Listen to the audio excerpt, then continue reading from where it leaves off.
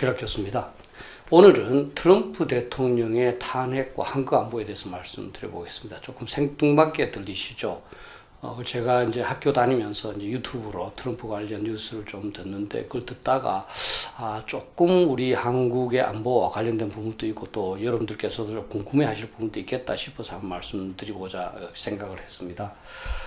트럼프 대통령의 사실 이제 탄핵은 대통령 당선되면서부터 시작됐습니다. 민주당은 이제 자신들이 아깝게 패배한 데 대해서 계속적으로 그게 잘못됐다 이렇게 했습니다. 그래서 결국은 이제 특검을 실시를 했고 그 뮬러 특검이 2년 정도 계속돼서 보고서를 지난 3월에 발표를 했습니다. 근데 그 결론이 이제 러시아하고 선거에 공모했다는 러시안 컬루전 이거는 사실은 증거가 없다 이렇게 나왔고요. 그 대신에 이 조사를 방해한 obstruction of justice 직무 방해에 대해서는 조금 이제 무죄점이 있다 이렇게 나왔습니다. 그럼에도 불구하고 민주당은 탄핵까지는 고려하지 않았습니다. 특히 낸시 펠로시 하원 의장이 탄핵되지 않고 괜히 이제 민주당의 이미지만 실추시킨다고 해서 다른 의원들의 의견을 받아들이지 않았습니다. 그런데 이번에 우크라이나에서 어떤 사태가 발생을 했고 그것이 낸시 펠로시로 하여금 탄핵 조사를 시작하도록 만들었습니다. 우크라이나 사태의 개요는 다음과 같습니다. 어떤 내부 고발자, 미국의 이제 정보부서에 근무하는 것 같습니다. 이 사람이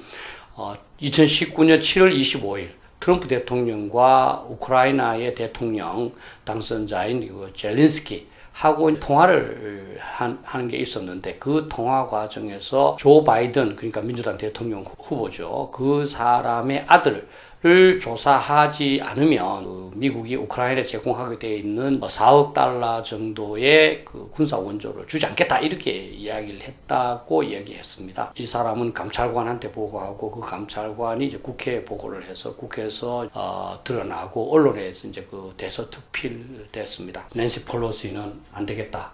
외국 도움을 요청 못하도록 되어 있는 미국 법을 위반했다면서 이제 탄핵 조사를 시작하게 된 거예요. 트럼프 대통령이 당연히 이것을 부인하면서 9월 25일에는 그 통화 내역을 공개를 했습니다. 그것을 보고 나서도 일부에서는 그것을 대가성으로 볼 수 없다 이런 판단도 있었지만 또 그렇지 않다는 판단도 있어서 헷갈리는 상황이었습니다. 그런데 탄핵 조사가 계속되면서 점점 트럼프 대통령한테 불리한 내용이 계속 쏟아져 나오고 있습니다.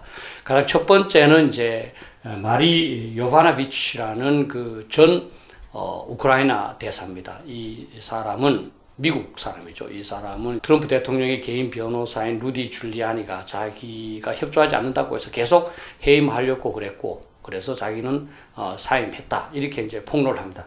그리고 가장 결정적인 것은 사실은 청와대 비서실장인 이제 그 믹 몰벤이라는 사람이요 기자들하고 얘기하는 과정에서 2016년 그 미국 선거에 우크라이나가 개입했다는 그런 의혹이 있는데 그거를 그 조사하는 대가로 우리가 그 원조를 중단했었다. 이렇게 이야기를 해버리고 그건 항상 하는 일 아니냐 이렇게 한 겁니다. 사실은 트럼프 대통령은 이제 그 부인했는데 그 비서실장 대행이 조금 시인한 그런 셈이 된 겁니다.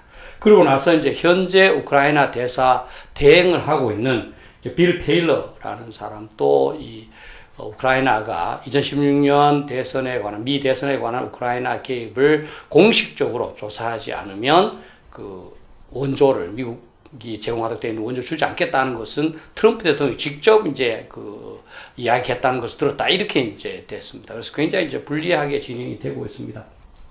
또 이제 트럼프 대통령의 이제 그 개인 변호사라고 할 수 있는 루디 줄리아니 전 9.11 사태가 일어났을 때 뉴욕 시장까지 했던 유명한 사람입니다.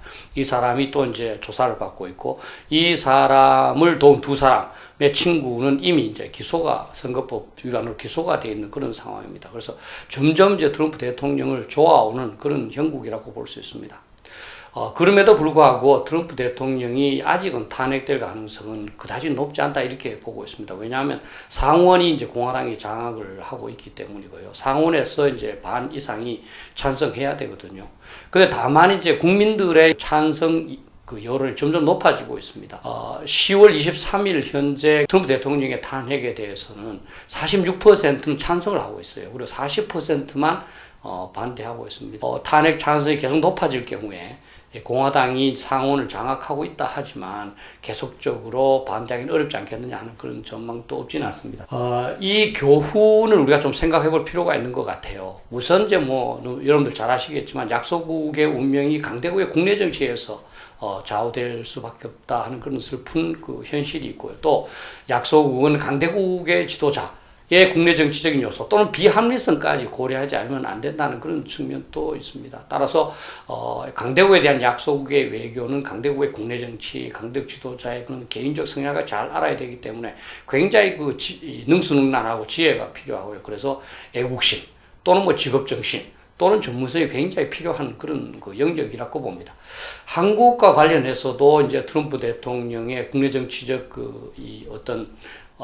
생각이 영향을 줄 수 있습니다. 현재 북핵 협상도 트럼프 대통령이 이제 재선을 위해서 뭔가 성과를 내고 싶다 하는 그런 요소가 작용할 그 개연성이 적지 않고요. 또 이제 우리한테 방위 분담을 50억 달러를 요구했다든지 하는 것도 사실 국내 정치적인 그런 측면이 있고요. 또 주한미군 감축이나 철수 이런 것도 단행할 가능성도 배제할 수는 없습니다. 우리 한국도 보면 국내 정치적인 그런 측면에서 국제적인 문제를 결정한 부분이 적지 않습니다. 남북 관계 같은 경우도 국내 여론에 이 영향을 받는 부분이 적지 않고요. 또 한미 관계 같은 경우도 국내에 적지 않은 반미 자주 여론을 고려해서 이 한미 간의 원활한 그런 협력을 좀 제대로 못하는 그런 부분이 있습니다. 특히 이제 한일 관계에 관해서는 국내에 이제 존재하는 그런 반일 감정 이거에 이제 부안해동하기 위해서 정부가 필요한 정책을 제대로 추진하지 못하고 계속 일본과 오히려 충돌하는 그런 모습을 보이려는 그런 부분이 있다고 봅니다. 미국의 국내 정치인 요소도 우리가 굉장히 주의함과 동시에 우리나라의 이제 정부가 국내 정치인 요소 때문에 국제 정치적인 결정을 잘못 내린 거 이런 부분도 감시해야 되지 않나 이렇게 생각합니다. 관련해서 저는 영어 단어 한 3개 정도를 말씀드리고자 합니다. 탄핵은 영어로는 impeachment입니다. 너무나 많이 쓰죠. 모든 공무원들은 전 세계적으로 대부분 잘못하면 직무 도중에라도 탄핵되도록 되어 있습니다. 두 번째, 이제 트럼프 대통령의 탄핵과 관련해서 많이 쓰이는 용어가 quid pro quo입니다. 이거는 이제 라틴어인데요.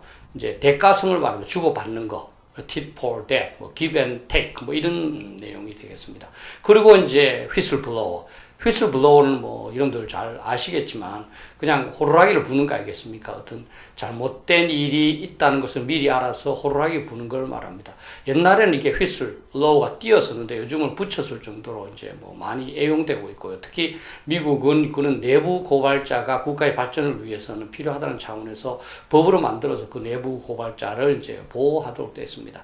따라서 현재 우리 정부에 근무하는 사람들도 만약에 정부가 불법적이거나 또는 크게 잘못된 일을 할 때는 내부의 절차를 통해서 고발을 해야 됩니다. 국가는 어떤 개인을 위한 것이 아니고 나라 전체를 위한 것이기 때문에 나라 전체의 이익에서 어떤 개인이 잘못하고 있다면 반드시 고발돼서 시정되는 것이 필요하고 그러한 역할을 민간에도 그렇지만 또 공무원도 해야 되지 않나 이렇게 생각합니다. 차후에라도 트럼프 대통령의 탄핵 관련 사항이 특별한 사항이 생기면 제가 한번 보고를 드리겠습니다. 감사합니다.